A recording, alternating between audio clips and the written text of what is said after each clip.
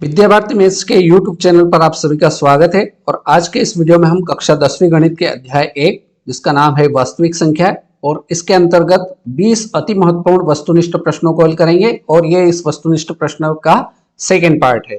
उम्मीद करता हूं ये वीडियो आपको अच्छा लगेगा और इसी वीडियो में से कम आपका परीक्षा में 1 से 2 प्रश्न आने की पूरी संभावना, इसलिए वीडियो को अंत तक जरूर देखें। तो चलिए आज के इस वीडियो को शुरू करते हैं। पहला प्रश्न है, निम्न में से कौन भाज्य संख्या है? भाज्य संख्या क्या होती है? जिसमें स्वयं या एक के अतिरिक्त किसी संख्या का भाग जाता है। तो पहला ऑप्शन चेक करते हैं। 13 में 1 और 13 के अलावा किसी संख्या का भाग नहीं जाता है, इसलिए ये संख्या कैसी संख्या हो जाएगी? अभाज्य संख्या हो जाएगी। 17 में भी 17 और 1 के अलावा कोई का भी भाग नहीं जाता है, इसलिए ये भी संख्या अभाज्य संख्या हो जाएगी। लेकिन 20 में 2 का भी भाग चला जाएगा, है ना, 10 का भी भाग चला जाएगा, 4 का भी चला जाएगा, 5 का भी चला जाएगा। तो 20 जो है ये आपकी कौन सी संख्या हो जाएगी? भाज्य संख्या हो जाएगी। और 19 में भी 19 और 1 के अलावा किसी का भी भाग नहीं जाएगा, इसलिए ये भी संख्या कौन सी संख्या हो जाएगी? आपकी अभाज्य संख्या। तो सी वाला ऑप्शन यहाँ पर बिल्कुल करेक्ट आंसर हो जाएगा। चलिए क्वेश्चन नंबर 2 की ओर बढ़ते हैं। क्वेश्चन नंबर 2 में हमसे बोला गया है सबसे छोटी अभाज्य और सबसे छोटी भाज्य संख्या का गुणनफल है। अब आपको पता होना चाहिए कि सबसे छोटी अभाज्य संख्या जो है वो 2 है। सबसे छोटी अभाज्य संख्या 2 है और सबसे छोटी भाज्य संख्या जो है वो 4 है। और इसने बोला है कि संख्या का गुणनफल, गुणनफल का मतलब क्या होता है? गुणा। इन दोनों का गुणा करेंगे तो 2 चौक 8। तो सबसे छोटी अभाज्य और सबसे छोटी भाज्य संख्या का जो गुणनफल होगा वो कितना होगा? 8 होगा। ऑप्शन बी इसका बिल्कुल सही उत्तर हो जाएगा। बोलो आई क्या बात समझ में? अब इसके लिए आपको पता होना चाहिए कि सबसे छोटी अभाज्य संख्या 2 होती है और सबसे छोटी भाज्य संख्या जो है वो 4 होती है। ये आप नोट कर लीजिए। चलिए अगले क्वेश्चन की ओर बढ़ते हैं, क्वेश्चन नंबर 3 की ओर। क्वेश्चन में हमसे बोला गया है 5005 के कितने अभाज्य गुणनखंड है? तो हमें क्या करना पड़ेगा? 5005 के गुणनखंड निकाल के देखना पड़ेगा। तो ये लिखा मैंने 5005। कैसे जाएगा? 5 से चला जाएगा, 5 एकम 5, 0 0 और 1। अब कैसे जाएगा ये? अब 11 से चेक करते हैं। 11 नम 99, 1 बचा, 11 एकम 11। अब कैसे जाएगा? 13 से चला जाएगा, 13 7 91 और 7 एकम 7। तो इसके अभाज्य गुणनखंड जो आए वो क्या है? 5 गुणित 11 गुणित 13 गुणित 7। कितने हैं? 1 2 3 और 4। तो हमसे पूछा गया था कि 5005 के कितने अभाज्य गुणनखंड है, तो कितने हैं? 4 है। तो बी वाला ऑप्शन यहाँ पर बिल्कुल सही उत्तर हो जाएगा। बहुत ही सिंपल प्रश्न था। अगले क्वेश्चन की ओर बढ़ते हैं, क्वेश्चन नंबर 4। 100 का अभाज्य गुणनखंड क्या होगा? निकाल देते हैं। जो अभी किया वैसे ही करना है। 100 लिखा, 2 से चला जाएगा 50, फिर 2 से जाएगा इसमें 25, फिर 5 से जाएगा ये 5 5 25 और 5 एकम 5। तो अब जो अभाज्य गुणनखंड आए वो क्या है? 2 गुणित 2 गुणित 5 गुणित 5। इसको अपन 2 कितनी बार है? 2 बार है, तो ये लिख देंगे 2 की घात 2। 5 कितनी बार है? 5 भी 2 बार है, तो इसको भी लिख देंगे 5 की घात 2। कौन सा वाला ऑप्शन मैच कर रहा है? तो 2 की घात 2 गुणित 5 की घात 2, ये आपका ऑप्शन डी बिल्कुल सही उत्तर हो जाएगा। बहुत ही सिंपल प्रश्न है, बिल्कुल भी घबराने की आवश्यकता नहीं, बहुत आसान प्रश्न आएंगे। चलिए अगला क्वेश्चन देखते हैं, क्वेश्चन नंबर 5। 18 तथा 72 का महस है। ठीक है, कैसे निकालते हैं महस? बड़ी संख्या में छोटी संख्या का भाग देते हैं। कितनी बार जाएगा? 18 चौक 72, तो ये 0, तो अपना महस कितना हो जाएगा? ये 18। तो बी वाला ऑप्शन इसका बिल्कुल सही उत्तर हो जाएगा। बोलो आई क्या बात समझ में? चलिए नहीं आई हो तो आप कमेंट करके बता देना, मैं आपको समझा दूंगा। Question number 6। जैसा अभी किया वैसा का वैसे ही है। 45 तथा 60 का महस है। तो सबसे बड़ी संख्या 60 है, इसमें 45 का भाग देंगे तो एक बार जाएगा 45 एकम 45, 15 बच जाएगा। अब बच जाएगा तो ये जिसका भाग दिया वो क्या हो जाएगा? उसमें भाग देना है अगली बार। तो 15 तिया 45, तो आखिरी में जिसका भाग देते हैं वही हमारा क्या हो जाता है? महस हो जाएगा। तो यहाँ पर 15 हमारा बिल्कुल सही उत्तर रहेगा। बोलो आई क्या बात समझ में आ गई होगी? है ना, इतना कठिन नहीं है, आप पूरे साल भर से पढ़ रहे हो, इतना तो आपको समझ में आ ही गया होगा। चलिए अगला क्वेश्चन देखते हैं, क्वेश्चन नंबर 7। दो संख्याओं का मस और लस क्रमशः 6 और 702 है। यदि पहली संख्या 54 है तो दूसरी संख्या क्या होगी? तो आपको एक फार्मूला याद होगा, एक फार्मूला है फर्स्ट पहली संख्या गुणित दूसरी संख्या बराबर एलसीएम इंटू एचसीएम, या हिंदी में पहली संख्या गुणित दूसरी संख्या बराबर लसा गुणित मासा। तो पहली संख्या क्या दे रखी है अपने को? 54 दे रखी है, ये बोला है पहली संख्या यदि 54 है, और दूसरी संख्या अपने को ज्ञात करना है, इसलिए इसको ऐसा क्या रख देते हैं, एलसीएम क्रमशः 6 और 72 है, तो 6 गुणित 702 है। तो सेकेंड क्या होगा, सेकेंड संख्या क्या होगी, तो 6 गुणित 702, और ये 54 इधर गुणा में इधर आएगा तो भाग में चला जाएगा 54, तो 6 नमा की 54, 9 से इसको काटेंगे तो कितनी बार जाएगा ये, काटते हैं, 9 चौक 56, 9 7 63, कितना बचा, 7 बचा, 7 8 56, 7 नमा की 63, और 9 8 72, कितना आ जाएगा, 78 आ जाएगा। तो दूसरी संख्या यहाँ से अपने को कितनी मिल जाएगी, 78। 78 कहाँ दिख रहा है, ऑप्शन ए इसका बिल्कुल सही उत्तर हो जाएगा। चलिए आया समझ में? चलिए घबराने की आवश्यकता नहीं, अपन एक एक पैटर्न के 2 2 3 3 सवाल करेंगे, आपको आसानी से समझ में आ जाएगा। 8वां सवाल बोल रहा है यदि a और 18 का लस 36 और मस 2 हो तो a का मान क्या होगा? अभी फार्मूला आपने लिखा था, पहली संख्या गुणित दूसरी संख्या बराबर एलसीएम गुणित एचसीएम, ये फार्मूला होता है, इसको आप क्या कर लीजिए, याद कर लीजिए।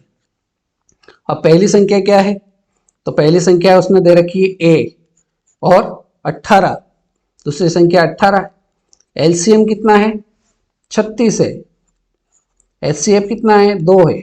तो हमसे बोला है कि a का मान निकालना है, तो a को ये रहने देते हैं, ये गुणा में 18 इसको इधर भेज देते हैं, तो ये 36 गुणित 2 और ये 18 गुणा में इधर आएगा तो भाग में आ जाएगा, 2 से काटेंगे, 2 9 18 और 9 एकम 9, 9 चौक 36, तो यहाँ से a की वैल्यू कितने आ गई, 4, a का मान कितना हो जाएगा, 4 हो जाएगा। बी वाला ऑप्शन यहाँ पर एकदम करेक्ट आंसर रहेगा। प्रश्न है यदि दो धनात्मक पूर्णांक p और q है, p बराबर दे रखा है a b की घात 2 तथा q बराबर दे रखा है a की घात 3 b के रूप में लिखे जा सकते हैं, जहां a और b अभाज्य संख्या है, तो एलसीएम p और q जो है, जो p और q है उसका एलसीएम क्या होगा? सबसे पहले हम लिखेंगे p बराबर जो लिखा हुआ है a b की घात 2, q बराबर जो दे रखा है वो है a की घात 3 और b, हमें निकालना है एलसीएम। एलसीएम में क्या करते हैं, बड़ी घात को लेते हैं, यहाँ a की घात 1 है, यहाँ a की घात 3 है, बड़ी घात को लेंगे तो कितना आ जाएगा, a की घात 3, b की घात यहाँ 2 है, b की घात यहाँ कुछ नहीं मतलब 1 है, b की बड़ी घात कितनी हो जाएगी, b की घात 2, तो यहाँ पर एलसीएम क्या बन जाएगा, a की घात 3 b की घात 2, a की घात 3 b की घात 2, सी वाला ऑप्शन बिल्कुल करेक्ट आंसर हो जाएगा। चलिए अगला प्रश्न देखते हैं, क्वेश्चन नंबर 11। यदि दो धनात्मक पूर्णांक a और b है और a का मान हमें दे रखा है a बराबर x की घात 3 y की घात 2 और यहां पर b आएगा, प्रिंट मिस्टेक हुए, b बराबर x y की घात 3 लिखे जा सकते हैं, जहां x और y क्या है, अभाज्य संख्या है, तो एलसीएम निकालना है। तो एलसीएम में क्या होगा, एलसीएम a और b जो होगा वो एलसीएम में बड़ी घात को लिया जाता है, यहाँ x की घात 1 है, यहाँ x की घात 3 है, बड़ी घात क्या होगी, x की घात 3, यहाँ y की घात 2 है, यहाँ y की घात 3 है, बड़ी घात क्या हो जाएगी, y की घात 3, तो एलसीएम क्या बन जाएगा, x की पावर 3 y की पावर 3। चलिए बताइए कौन सा ऑप्शन सही हो जाएगा, तो सी वाला ऑप्शन यहाँ पर बिल्कुल करेक्ट आंसर हो जाएगा। चलिए अगला क्वेश्चन देखते हैं, क्वेश्चन नंबर 12।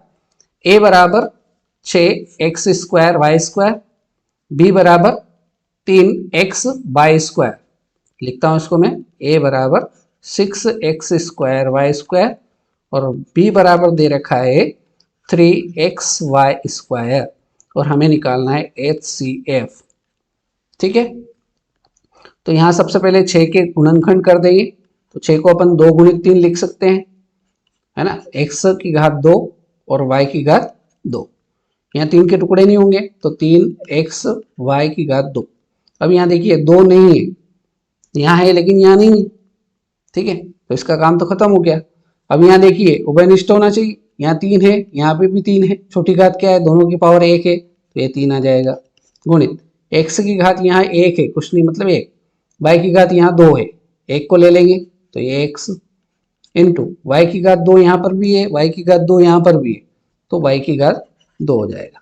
तो इसका मल्टीप्लाई करेंगे तो कितना हो जाएगा, 3 का गुणा x से होगा तो ये 3x y स्क्वायर, तो 3x y स्क्वायर सी वाला ऑप्शन यहाँ पर बिल्कुल सही उत्तर हो जाएगा। क्वेश्चन नंबर 13, 2, 10 और 20 के लस और मस का अनुपात क्या है। तो सबसे पहले हम क्या करना पड़ेगा, 2, 10 और 20 का एलसीएम निकालना पड़ेगा। ठीक है, एलसीएम कितना आ जाएगा, तो ये एलसीएम आ जाएगा 20। सबसे एलसीएम निकालने का सबसे बढ़िया तरीका, बड़ी संख्या दिए गए, तीनों में बड़ी संख्या क्या है, 20 है, 20 में 2 का भी भाग जाता है, 10 का भी जाता है, इसलिए एलसीएम क्या हो जाएगा, 20 हो जाएगा। इसी प्रकार से 2, 10 और 20 का अब निकाल देंगे हम एचसीएफ। ठीक है, तो एचसीएफ कितना हो जाएगा, 2 हो जाएगा। तो इनका अनुपात पूछा है, मस लस और मस का अनुपात, लस 20 है, मस 2 है, 2 से 1 कट जाएगा, 2 एकम 2, 2 धाम 20, तो ये अनुपात हो जाएगा 10:1। बी वाला ऑप्शन यहाँ पर एकदम राइट आंसर रहेगा। चलिए इसी प्रकार से अगला क्वेश्चन भी दे रखा है, इसमें बोला गया है 5, 15 और 20 के लस और मस का अनुपात क्या होगा। तो हमको निकालना पड़ेगा 5, 15 और 20 का एलसीएम। मैंने अभी बताया बड़ी संख्या उसमें यदि भाग जाए तो ठीक है, अब 20 में 5 का भाग तो जाएगा लेकिन 15 का भाग नहीं जाएगा, तब ऐसी स्थिति में इसको डबल करो तो कितना हो जाएगा, 20 का डबल 40, 40 में भी 15 का भाग नहीं जाएगा, तो फिर 3 गुना करो तो 20 तिया कितना हो जाएगा 60, 60 में 5 का भी भाग जाता है, 15 भी का भी जाता है, तो एलसीएम कितना हो जाएगा 60। ठीक है, अब एचसीएफ निकालना है, 5, 15 और 20, इसका एचसीएफ कितना हो जाएगा, एचसीएफ हो जाएगा 5। ठीक, अब इसका अनुपात पूछा है अपने से, तो 60:5, तो ये 5 से कट जाएगा, 12 पंजे 60, तो 12:1। यहाँ पर बी वाला ऑप्शन एकदम करेक्ट आंसर हो जाएगा। चलिए अगला क्वेश्चन देखते हैं, क्वेश्चन नंबर 15, यदि दो संख्याओं का मस 25 और लस 50 है तो संख्याओं का गुणनफल क्या होगा। तो फार्मूला आपको याद हो गया होगा, फर्स्ट इंटू सेकेंड, पहली संख्या गुणित दूसरी संख्या बराबर लस गुणित मस, या एचसीएफ इंटू एलसीएम, कैसे भी बोल सकते हो। तो मस आपको दे रखा है कितना, 25 और 50, तो लस कितना है 50 और मस कितना है 25, और संख्याओं का गुणनफल पूछा है, मतलब दोनों संख्याओं का गुणनफल पूछा है, तो ये कितना हो जाएगा, 25 पंजे 125 और 0, तो ये अपना कितना आ जाएगा, दोनों संख्याओं का गुणनफल आ जाएगा 1250। 1250 डी वाला ऑप्शन यहाँ पर एकदम राइट आंसर रहेगा। चलिए 16वां क्वेश्चन देखते हैं, दो संख्याओं 100 और 190 के लस एवं मस का गुणनफल होगा। अभी किया बिल्कुल सेम टू सेम क्वेश्चन है, एकदम सिंपल, प्रथम संख्या इंटू दूसरी संख्या बराबर लस गुणित मस, गुणनफल पूछा है बराबर लस कितना दे रखा है, लस दे रखा है 100, 100 है, गुणित मस कितना दे रखा है 190, गुणनफल कर दीजिए, गुणा कर दीजिए, 19 का 1 में करेंगे तो 19 से कम 19, 2 जीरो यहाँ 1 जीरो यहाँ 3 जीरो लग जाएगी, तो 19,000 इसका गुणनफल हो जाएगा, जो कि ऑप्शन डी बिल्कुल करेक्ट आंसर हो जाएगा। चलिए आगे बढ़ते हैं क्वेश्चन नंबर 17 की ओर, यदि दो संख्याओं का गुणनफल 1200 और मस 15 है तो लस क्या होगा। ठीक है, बहुत ही इंटरेस्टिंग क्वेश्चन है, फार्मूला याद हो ही गया होगा, प्रथम इंटू द्वितीय बराबर लस गुणित मस, दोनों संख्याओं का गुणनफल दे रखा है 1200, तो यहाँ क्या आ जाएगा 1200 बराबर लस कितना है, लस हमें ज्ञात करना है, इसलिए इसको ऐसा कैसा लिख देंगे, गुणित मस कितना दे रखा है 15 दे रखा है, तो यहाँ लिख देंगे 15, अब 15 इधर गुणा में इधर ले आएंगे इसको, तो यहाँ से लस बचेगा, लस बराबर 1200, और भी अब गुणा में इधर आएगा तो बटे में आ जाएगा, तो इसको काट देंगे, 15 चौक 60, 15 आटी 120, तो ये 80 यहाँ पर बिल्कुल करेक्ट आंसर होगा। एलसीएम जो होगा वो 80 होगा। बोलो आई क्या बात समझ में? बहुत ही सिंपल प्रश्न है। चलिए अगला क्वेश्चन देखते हैं, क्वेश्चन नंबर 18। यदि एलसीएम दो संख्या दे रखी है 26 और 91, इनका एलसीएम कितना है 182 है, तो एचसीएफ क्या होगा? ठीक है, बहुत ही सिंपल क्वेश्चन है, दिखने में आपको अटपटा लग रहा होगा, अभी आपको समझ में आ जाएगा। प्रथम गुणित द्वितीय बराबर एलसीएम इनटू एचसीएफ। ठीक, तो प्रथम संख्या कौन सी है 26, दूसरी संख्या कितनी है 91, बराबर एलसीएम कितना दे रखा है आपको, दे रखा है 182, और एचसीएफ हमें क्या करना है, ज्ञात करना है। तो इसको हल कर लेंगे, एक गुणा में है इसको इधर ले आएंगे, तो ये आ जाएगा 26 गुणित 91, और ये 182 बटे में आ जाएगा, और इधर कितना बचेगा केवल एचसीएफ। तो इसको हल करेंगे तो ये कितना हो जाएगा, 2 से काटेंगे 13 दूने 26, 2 से काटेंगे 2 9 18, 2 एकम 2, 91 से 91 कैंसिल, तो एचसीएफ बराबर कितना हो जाएगा 13 हो जाएगा। और हमसे सवाल में पूछा था कि एचसीएफ का मान क्या होगा, तो जो कि हो जाएगा 13। ऑप्शन ए इसका बिल्कुल सही उत्तर हो जाएगा। आगे बढ़ते हैं, क्वेश्चन नंबर 19। यदि भाग एल्गोरिथम ए बराबर बी क्यू प्लस आर में ए बराबर 37, बी बराबर 4, आर बराबर 1 हो, तो क्यू का मान क्या होगा?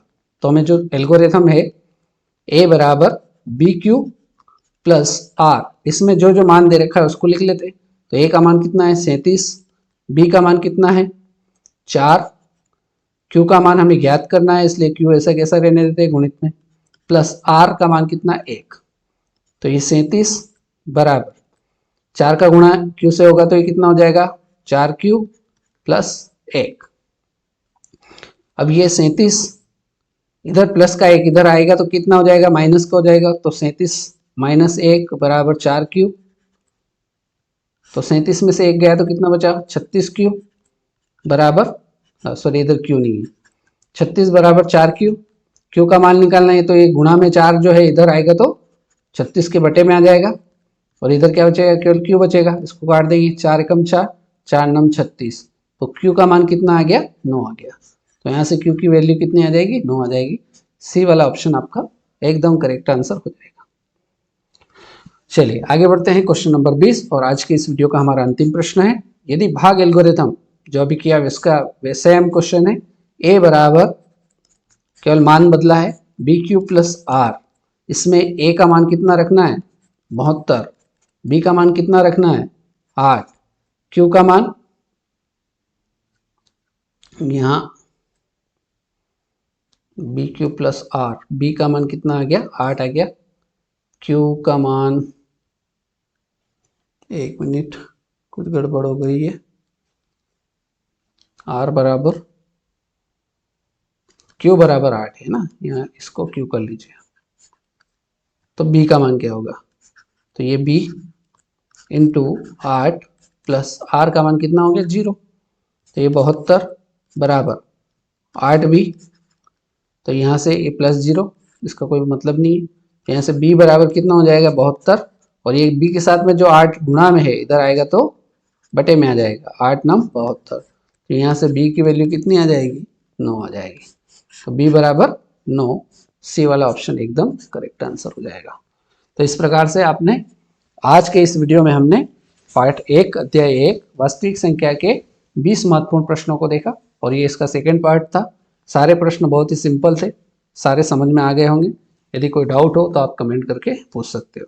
ऐसे ही वीडियो में हम आगे और भी इसके ऑब्जेक्टिव हल करेंगे, ताकि आपके परीक्षा में एक भी प्रश्न गलत नहीं हो, आउट ऑफ ना आए, आप अच्छे से तैयारी करें, आपका रिजल्ट जो है वो एकदम अच्छा होगा। तो मिलते हैं नेक्स्ट वीडियो में। जय हिंद, जय भारत।